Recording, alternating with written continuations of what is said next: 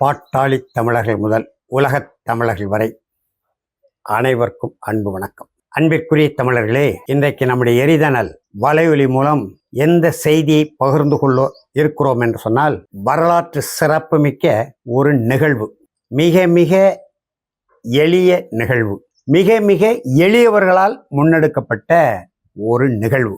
நம்முடைய சமரசமில்லா தமிழ் தேசிய போராளி, நாம் தமிழர் இயக்கத்தின் பொதுச் செயலாளர், இன்றைக்கல்ல 1958 காலகட்டத்திலே அகில இந்திய அமைப்புகளிலிருந்து விலகிய தமிழர் தந்தை சீபா ஆதித்தனார் அவர்கள், இனி அகில இந்திய ஒற்றுமை என்பது அல்லது இந்தியா ஒரு நாடு ஒரு தேசம் என்பது சரிப்பட்டு வராது, நமக்கென்று ஒரு கொள்கை, சுதந்திர தமிழ்நாடு, அதிலேயும் தமிழ் ஈழம் என்று 1978 காலகட்டத்திலிருந்து 2009 வரை கிட்டத்தட்ட 30-35 ஆண்டு கால தமிழீழ விடுதலை போராட்டம் 78 கருவியேந்திய போராட்டமாக வடிவம் கொண்டது.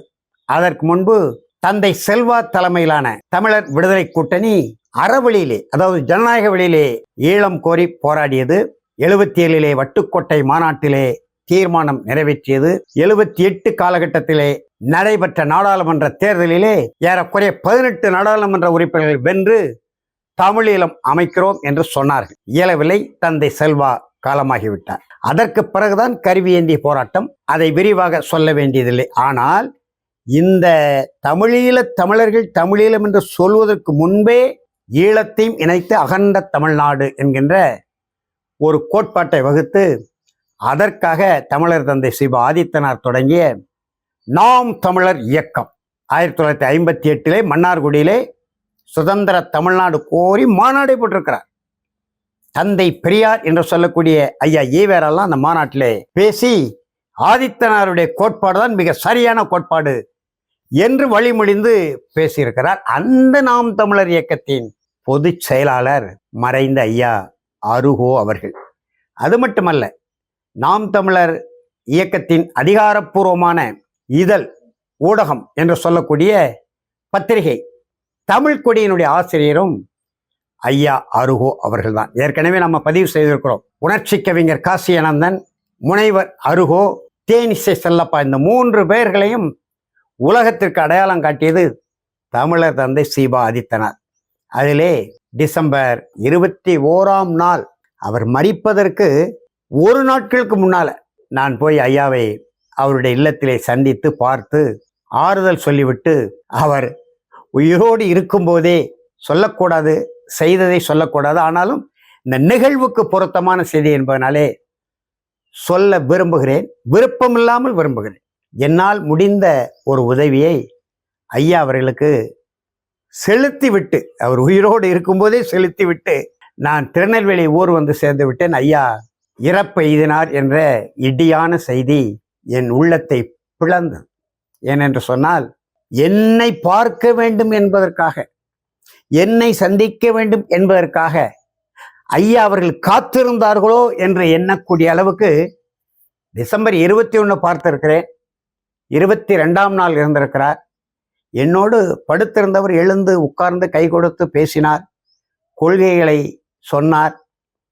துணிந்து நில்லுங்கள் வியன் அரசு, நீங்கள் எந்த களத்தில் தளத்தில் நின்றாலும் நீங்கள் ஒரு தமிழ் தேசிய ஆற்றல் மறவன், நீங்கள் துணிந்து நில்லுங்கள் என்று எனக்கு ஊக்கமளித்தார், உற்சாகம் மூட்டினார். ஆனால் அடுத்த நாள் ஐயா மறைவேதினார். உடனடியாக செல்ல முடியவில்லை. அவருக்கென்று பெரிய அளவில் குடும்பங்கள் இல்லை. அவருக்கு அவருடைய வாழ்க்கை துணைவராக, 2வது வாழ்க்கை துணைவராக அவரை பாதுகாத்த அம்மா நித்திய கல்யாணி அவர்கள், அவருடைய வளர்ப்பு மகன், நம்முடைய தமிழ் மொழிக்கும் தமிழ் இனத்திற்கும் தமிழ் நாட்டிற்கும் தமிழ் ஈழ விடுதலைக்கும் உலகெங்கும் பறந்து வாழும் நம்முடைய தமிழ் தேசிய பேறு இனத்தவர்களுக்குமாக, உலகில் தமிழன் வாழாத நாடில்லை, தமிழனுக்கென்று ஒரு நாடில்லை. ஏற்கனவே இயற்கையாக தமிழர்களுக்கு நாடு இல்லாமல் இருந்ததா என்றால் இருந்தது 4 நாடுகள், சேர நாடு, சோழ நாடு, பாண்டிய நாடு, பக்கத்தில் ஈழ நாடு என்று இருந்த நாடுகளை இழந்து இன்றைக்கு நாடற்றவர்களாக, ஏதிலிகளாக உலகம் முழுவதும் பரவி வாழ்கிறார்களே தமிழர்கள் என்ற அந்த கொதிப்புணர்வோடு எந்த காலகட்டத்திலும் சமரசம் இல்லாமல் வாழ்ந்தவர் ஐயா அருகோ. ஆகையினாலே அவரை நம்பி இருக்கக்கூடிய வாழ்வியல் துணைவரையும், அவரை நம்பி இருக்கக்கூடிய வாழ்க்கை துணைவரையும், அவருடைய மகனையும் அப்படியே விட்டு சென்றார். இதை பார்த்துதான் முதலில் இதுவரைக்கும் எவரும் செய்ய முடியாத ஒரு மிகப்பெரிய அருஞ்செயலை தமிழ் தேசிய உணர்வாளர்கள் செய்து முடித்திருக்கிறார்கள். அதிலே முதலாவதாக தமிழர் முன்னேற்றக் கழக தலைவர், நம்முடைய அன்பிற்கும் மதிப்பிற்கும் உரிய தோழர் கா. அதியமான் அவர்கள். அவருக்கு பக்க வலுவாக நம்முடைய மதிப்புக்குரிய ஐயா சந்திரமோகன் அவர்கள். அவர்களோடு ஆட்சித்தமிழர் கட்சியினுடைய பொறுப்பாளர் நம்முடைய தமிழ்மணி அவர்கள்.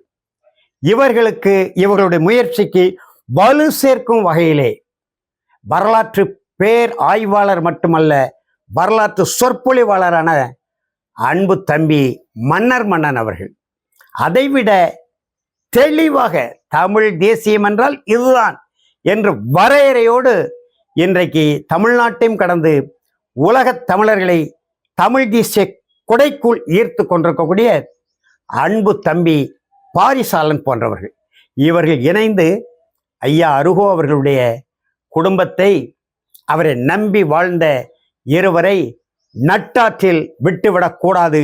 எந்த தமிழ் தேசிய கள போராளிகளுக்கும் இனிமேல் இது போன்ற ஒரு துயர நிகழ்வு வந்துவிடக்கூடாது. ஆதரிக்க ஆட்கள் இல்லை, அரவணைக்க உறவுகள் இல்லை என்ற கவலையோடு வறுமையோடு போராடி இனி எவரும் மடியக்கூடாது என்ற முடிவெடுத்து குறைந்த அளவு ஒரு 5 லட்சம் ரூபாய் அளவுக்கு திரட்டி ஐயா அருகோ அவர்களுடைய வாழ்க்கை துணைவியார் அம்மா நித்திய கல்யாணி அவர்கள் கையில் ஒப்படைக்கக்கூடிய அந்த நிகழ்வை சென்னையிலே தீநகரிலே நாயகம் மேல்நிலை பள்ளி வளாகத்திலே ஏற்பாடு செய்திருந்தார்கள். ஏராளமான தமிழ் தேசிய உணர்வாளர்கள் திரண்டு வந்து அவர்களால் முடிந்த அளவு நிதி உதவி செய்தார்கள். குறிப்பாக 1000 கருத்து வேறுபாடுகள், கொள்கை முரண்பாடுகள் இருந்தாலும் கூட பெரிய அளவில் ஒன்றுமில்லை, ஒரு 90 விழுக்காடு தமிழ் தேசிய கொள்கையில் ஐயா பே. மணியரசனாருக்கும் எங்களுக்கும் உடன்பாடு உண்டு. ஒருங்கிணைந்து பணியாற்றி இருக்கிறோம். தமிழ் தேசிய பேரியக்க தலைவர் ஐயா பே. மணியரசன் அங்கே வருகை தந்திருந்தார். அதே போல அன்பு தம்பி மல்லர் மீட்பு களம் தலைவர் கு. செந்தில் மல்லர் அவரும் ஐயா அருகோ அவர்களோடு நெருக்கமான தொடர்பிலே இருந்தவர் என்பதனாலே அவரும் வந்து அவரால் முடிந்த அளவு ஒரு தொகையை கொடுத்தார். தமிழ் தேசிய பேரியக்கத்தின் சார்பில் ஐயா பே. மணியரசன் அவர்கள் கொடை உள்ளத்தோடு ஒரு தொகையை கொடுத்தார். இன்னபிற தமிழ் உணர்வாளர்கள் 1000, 2000, 5000 என்று ஏறக்குறைய 5 லட்சத்தையும் தாண்டக்கூடிய அளவுக்கு அம்மா நித்திய கல்யாணி அவர்களிடத்திலே அந்த வாழ்வியலுக்கு தேவையான பொருளாதார உதவியை செய்து மகிழ்ந்த அரிய நிகழ்வு. இப்பொழுதுதான் நாங்கள் கேட்கிறோம், நாம் தமிழர் இயக்கத்தின் பொதுச் செயலாளர் காலமெல்லாம் எவ்வகையான சமரசத்திற்கு இடம் என்று தமிழ் தேசிய களத்திலே நின்றவர், அவருடைய தலைவர் தமிழர் தந்தை சீபா ஆதித்தனாரே 1967 நாம் தமிழர் இயக்கத்தை கலைத்துவிட்டு திராவிடத்தோடு கரைந்து போன நிலையிலும் கூட அவர் சட்டப்பேரவை தலைவராக, கூட்டுறவுத்துறை அமைச்சராக பதவி வகித்த காலத்திலும் கூட ஐயா அருகோ அவர்கள் அவரை நாடி அவருடைய அதிகாரத்தை பயன்படுத்தி ஏதாவது தனக்கு செய்யுங்கள் என்று எந்த காலத்திலையும் நின்றதில்லை.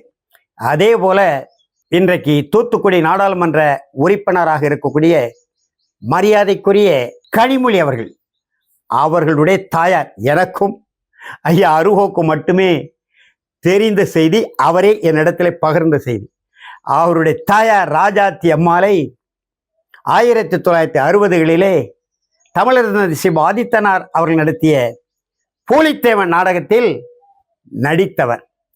அதன் விளைவாகத்தான் மறைந்த திராவிட முன்னேற்ற கழக தலைவர் முதல்வர் கலைஞர் ஐயா மு. கருணாநிதி அவர்கள் அந்த காலத்திலே காகித பூ என்கின்ற நாடகத்தை அரங்கேற்றினார். அப்படி ஒரு நாடகம் தென்காசியிலே நிகழ்கிற நாளில் அந்த நாடகத்தில் நடிக்கக்கூடிய கதாநாயகி திடுமென ஏதோ காரணமாக சென்னையிலிருந்து வர இயலவில்லை.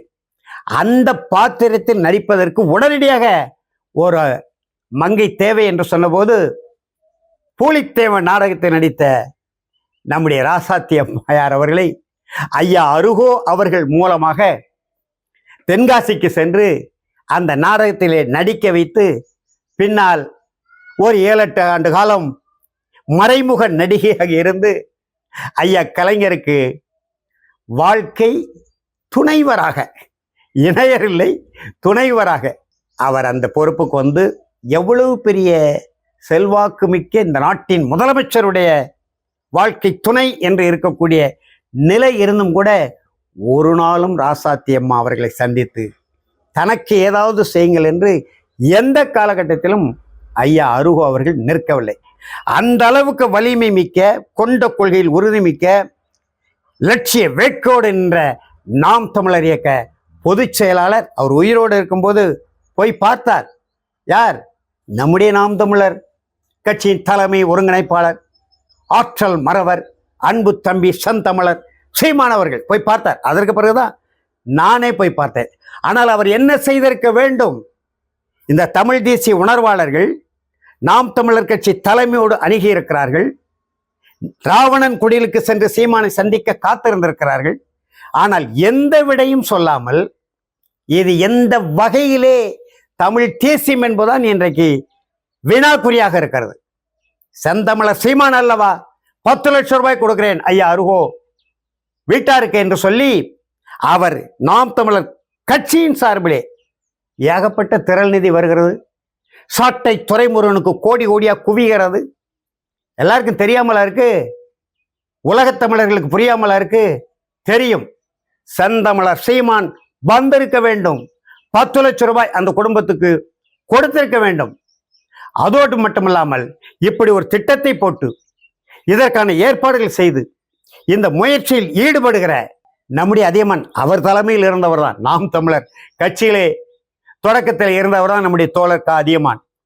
அதியமான் அவர்களை, சந்திரமோகன் அவர்களை, தமிழ்மணி அவர்களை, மன்னர் மன்னன் அவர்களை, பாரிசாலன் அவர்களை பாராட்டி இருக்க வேண்டும் இந்த சீமான்.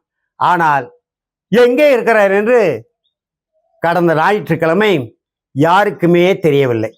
நானே கூட உசாவினேன். நீங்கள் சீமானை சென்று சந்தித்தீர்களா? இது தொடர்பாக சீமானோடு கலந்து பேசினீர்களா என்று கேட்டபோது பாக்கியராஜோடு தொடர்பில் இருந்தோம். அண்ணனை கேட்டுவிட்டு சொல்வதாக சொன்னார். பிறகு நம்முடைய தொலைபேசி அழைப்பையே அவர் ஏற்கவில்லை. சரி, ராவணன் குடிலுக்கு சென்று நேரடியாக சந்திப்போம் என்று நாங்கள் ராவணன் குடிலுக்கு சென்றோம்.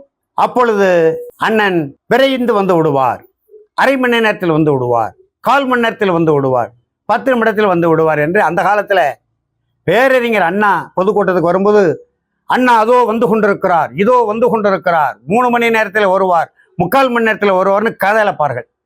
அதுபோல கதை இழந்தார்களே தவிர 2 மணி நேரம் அவர் வரவே இல்லை. ஒருவேளை நாங்கள் வந்திருப்பது தெரிந்து அவர் அப்படியெல்லாம் வழியை மாற்றக்கூடியவர் தான். என்னுடைய அனுபவத்திலே அவர் அப்படியெல்லாம் வழியை மாற்றக்கூடியவர் தான். என்னுடைய பட்டறிவிலே எனக்கு தெரியும். இவர்கள் வந்திருக்கிறார்கள், காத்திருக்கிறார்கள் என்று தெரிந்து கொண்டே வராமல் கூட இருந்திருப்பதற்கு வாய்ப்பு உண்டு. ஆனால் என்ன செய்திருக்க வேண்டும்?